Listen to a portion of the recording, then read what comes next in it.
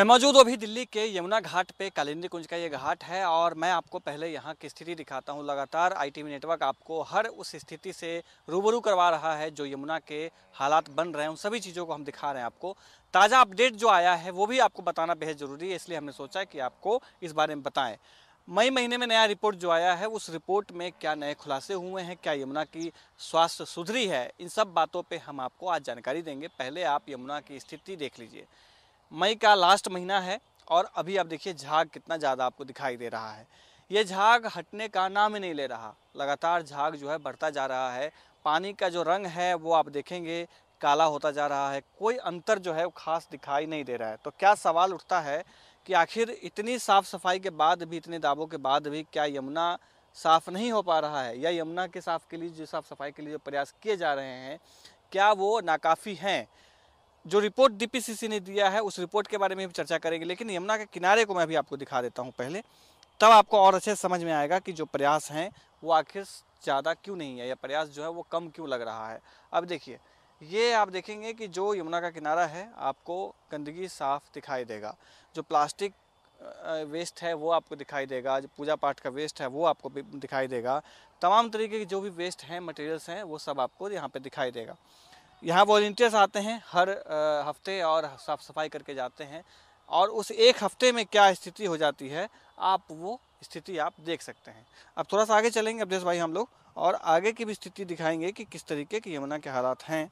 अब ये किनारा देखते रहिए, यहाँ हम खड़े हैं, हमारे नाक में और हमारे आँख में इसका जो जलन है वो आ रहा है, वो दिखाई दे रहा है, क्योंकि इसमें अभी भी केमिकल जो वेस्ट है वो यहाँ पे बनता हुआ दिखाई दे रहा है। केमिकल वेस्ट का जो सबसे बड़ा उदाहरण है, ये आप झाग देख सकते हैं, झाग आपको साफ दिखाई देगा। इस जगह पे दो बड़े नाले मिलते हैं, और दिल्ली के जितने भी बड़े इलाके हैं, जो इंडस्ट्रियल इलाके हैं, उन सभी को वो जितना कनेक्ट कर करके जितना भी वहाँ से गंदगी आती है, जितनी भी, उन सभी गंदगी को यमुना के इस इलाके में यहाँ पर आके छोड़ा जाता है। उसका असर यमुना में आप देखेंगे। ये देखिए, अवधेश भाई को भी आंखों में महसूस हो रहा होगा, मुझे भी आंखों में महसूस हो रहा है जलन कितना है। ये जो आपको काला काला दिखाई दे रहा है, ये जो है, और पिंक हल्का सा आपको दिखाई देगा, ये आपको तमाम ऐसे जो केमिकल वेस्ट हैं उसका ये असर आपको दिखाई देता है। ये देखिए, ये देखिए, आप देख सकते हैं कि तमाम वादे किए गए हैं, लेकिन फिर भी आखिर ये साफ़ सफाई क्यों नहीं हो रहा है। अब मैंने हाथ से अपना हटाया, आप देखिए ये कितना गंदा है। आप समझ सकते हैं कि कितना नुकसानदेह होगा ये पूरा यमुना का पानी। अब आगे और थोड़ा सा चलते हैं और अच्छे से आप समझ पाएंगे कि कितनी स्थिति है, ख़राब है। एक फाटक खोला गया है, उधर से पानी आ रहा है, और वहाँ से आप देखेंगे कि कितनी स्थिति ख़राब है। डीपीसीसी की नई रिपोर्ट आई है, जो रिपोर्ट आपको मैं बताऊंगा उससे पहले मैं आपको हालात दिखा देता हूँ यमुना का, कि कितना ज़्यादा यहाँ पर स्थिति है ख़राब, और किस तरीके से केमिकल वेस्ट लगातार जो है ख़राब कर रहा है। पूरे हालात जो है पूरे यमुना किनारे किस तरीके से ख़राब है। अब यहाँ पे जनजीवन आप देखेंगे, आपको गाय भैंस आपको चरता हुआ दिखाई देगा। गाय जो है वो आपको देखेंगे, जो बछड़ा है वो आपको दिखाई देगा, और ये सब यहीं से जब पानी पीते हैं तो दूध फिर आपके घरों में जाता है, जो सीधा आपको नुकसान करता है। जो मई महीने में जो सैंपल लिए गए थे उसके जो रिपोर्ट्स हैं, वो रिपोर्ट्स भी मैं आपको पढ़ के सुना देता हूँ। फीकल कैलिफॉर्म बैक्टीरिया जो है वो बढ़ करके 2.3 मिलियन एम्पियन पर 100 ml हो गया है, जो 1.5 एम्पियन बढ़ करके ज़्यादा है। यानी कि पहले अप्रैल महीने में 1.5 मिलियन एम्पियन पर 100 ml जो था, जो बढ़ करके 2.3 मिलियन एम्पियन पर 100 ml यहाँ पे कैलिफॉर्म बैक्टीरिया हो गया है। यमुना की मैं बात बता रहा हूँ आपको। उसके बाद जो डीपीसीसी कहता है कि डीपीसीसी मात्र 2500 एम्पियन पर ml पर 100 ml जो है वो होना चाहिए फीकल कैलिफॉर्म बैक्टीरिया, लेकिन यहाँ पे कई गुना ज़्यादा है। जो अभी जो आया है वो 920 गुना ज़्यादा है, ये डीपीसीसी की रिपोर्ट कह रही है। अब हम बात करते हैं कि 22 किलोमीटर का जो दायरा है यमुना का, जो पल्ला से घुसता है और कालिंदी कुंज पे ख़त्म होता है, और यहाँ से फिर उत्तर प्रदेश शुरू हो जाता है, वहाँ पे कैसे हालात हैं। अब देखिए, अभी आपको अवधेश भाई दिखाइएगा ज़रा, ये नीचे ये जो पिंक कलर का पूरा रंग है, ये सब जो है केमिकल वेस्ट की वजह से ही यहाँ पे दिखाई दे रहा है।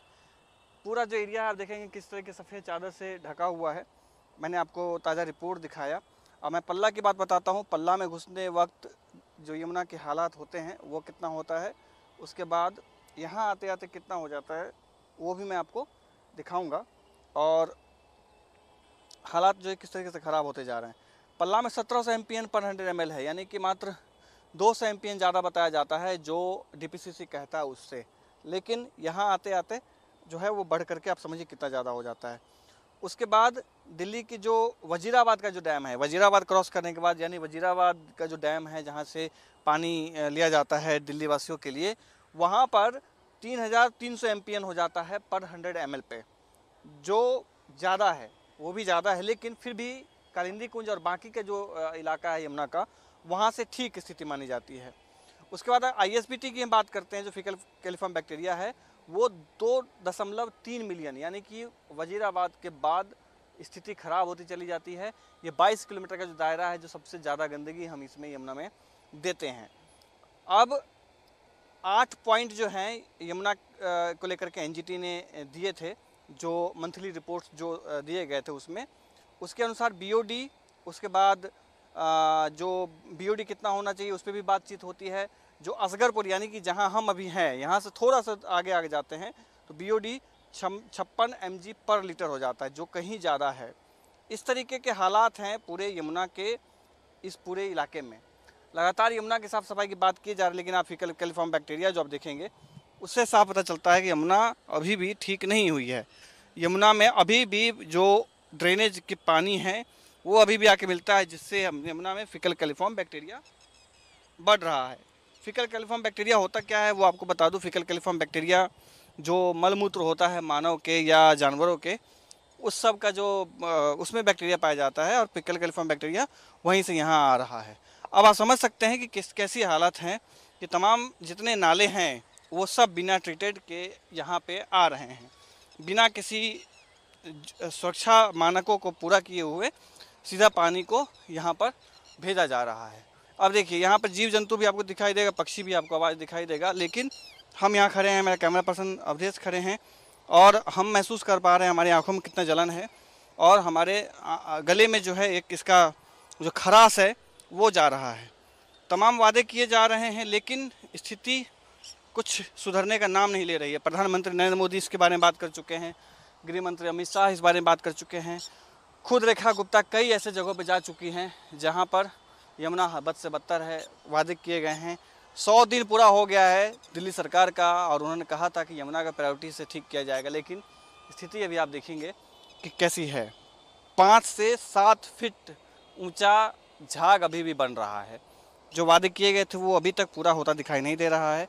100 दिन पूरे हो चुके हैं। अब देखना ये है कि जो वादे किए गए हैं वो और कितना समय लगता है। हालांकि 3 साल का समय इन्होंने मांगा है यमुना को साफ़ करने के लिए, लेकिन जिस तरीके से रिपोर्ट्स आ रहे हैं उससे लगता है कि 3 साल भी पूरा नहीं हो पाएगा। 3 साल में भी साफ़ सफाई जो है डंकी नहीं हो पाएगी, और यमुना और बदतर होती चली जाएगी। कैमरा मैन अवधेश के साथ में मैं आदित्य कुमार, इंडिया न्यूज़, दिल्ली।